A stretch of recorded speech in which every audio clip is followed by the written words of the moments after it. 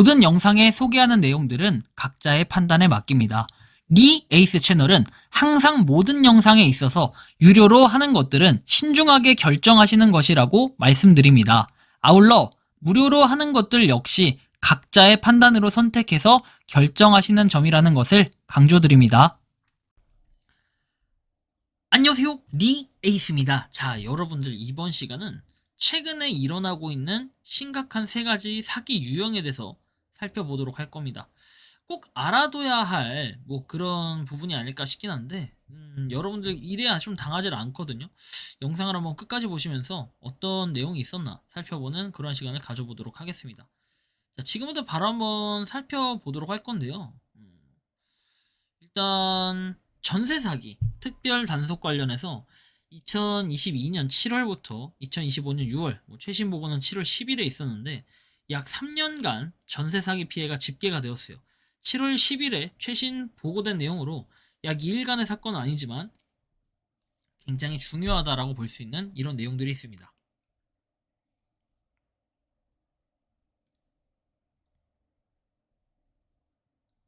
피해 금액 보이죠? 3조예요, 3조. 여러분들 전세 보통 하면은 금액이 당연히 최소 못해도 몇 천만 원에서 많게는 이제 몇십억까지도 갈 수 있어요. 보통 한 몇 억 정도의 단위가 되겠죠. 일반적으로 그런 사람이 많아지면 당연히 기본 3조씩은 된다 이거예요. 자, 주요 피해 계층은 20, 30대 청년층에 피해가 집중이 된다라고 돼 있고, 사기수법에서 전세 사기는 주로 다음과 같은 방식으로 이루어지는데, 사기범이 실제 소유하지 않은 주택을 전세 매물로 내놓거나 다수의 피해자에게 동일한 주택을 중복 계약해서 보증금을 편취했다. 계약서 위조나 허위 등기부 등본을 제시해서 피해자를 속이는 그런 행위를 전세 사기라고 하죠. 그리고 이제 깡통 전세 해가지고 돼 있는데, 이 깡통 전세는 주택의 실제 가치보다 훨씬 높은 전세 보증금을 요구하고 계약 후에 집주인이 잠적하거나 보증금을 반환하지 않아서 난리가 나죠. 특히 빌라나 다세대 주택에서 자주 발생하고 피해자는 보증금은 돌려받지 못하고 주거지마저 잃는 경우가 많아지게 됩니다. 조직적 범행에서 전세 사기는 부동산 중개인, 대출 브로커, 심지어 공인중개사가 연루된 조직적 범행으로 이루어졌다. 그래서 서울 강서 관악구 일대의 세모녀 전세 사기 사건에는 임차인 355명에게 795억 원을 편취한 사례가 대표적이다라고 볼 수 있겠죠. 이렇게 좀 참고하시면 좋겠고, 검거 및 대응해가지고 피해자 1742건 3814명이 검거됐고 704명이 구속됩니다. 근데 구속을 시키려면 다 시켜야 되는데 역시 사기꾼들이 살기 좋은 나라, 판치는 나라라는 걸 볼 수 있죠. 나머지 3110명은 구속이 되지 않았다라는 얘기가 됩니다. 자, 전세 사기 특별 단속을 무기한 연장한다라고 돼 있고, 피해 금액과 피해자가 많은 사건은 시도경찰청이 직접 수사라고 돼 있죠. 조직적 범행에는 범죄 단체 조직죄를 적용해서 엄벌을 처한다. 은닉된 범죄 수익을 추적해서 환수한다라고 돼 있고, 특징은 전세 사기에는 특히 20, 30대 청년층이 주거 안정성을 위해 전세 계약에 의존하는 사기 상황을 악용한 사례예요. 그리고 피해자들은 보증금을 잃고 주거 불안정에 처하는 이중고를 겪고 있고요.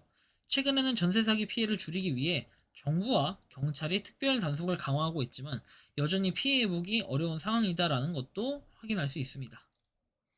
신종 금융사기, 이게 2025년 7월 8일에 보도된 내용인데, 이제 오픈 채팅방 사기라고 해서, 왜 우리가 오픈 채팅방에 그런 리딩방 이런 거를 운영하면 바로 정지를 때린다라는 얘기 들어보셨죠? 그 정지를 때리는 이유가 이런 것들 때문에 그래요.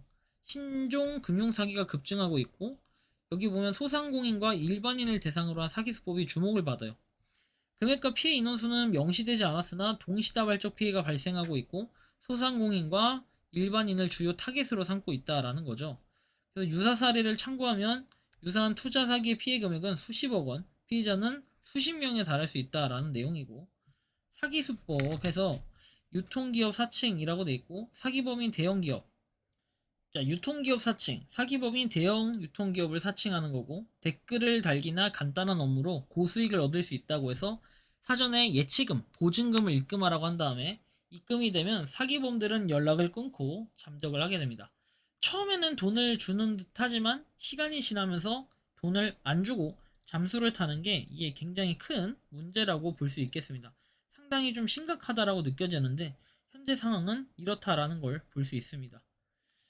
자, 보시면 뭐 아무튼 이런 문제들이 있고 그 다음에 특징, 타겟, 소상공인, 재테크에 관심이 많은 젊은층, 경제적 여유가 적은 개인, 수법의 진화, 보이스피싱과 달리 모바일 메신저의 대중성을 활용해 접근성이 높아지고 대응의 어려움에 대한 내용이 있습니다.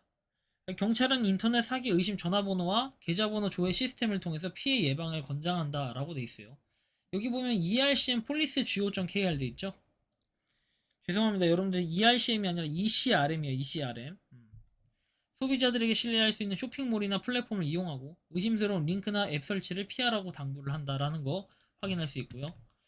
자, 그리고 기타 최근 사기 동향 해가지고 2024년 기준 중고거래 사기 피해액은 2,600억 원으로 10대에서 30대가 피해자와 피의자의 약 75%를 차지한다라고 돼 있죠.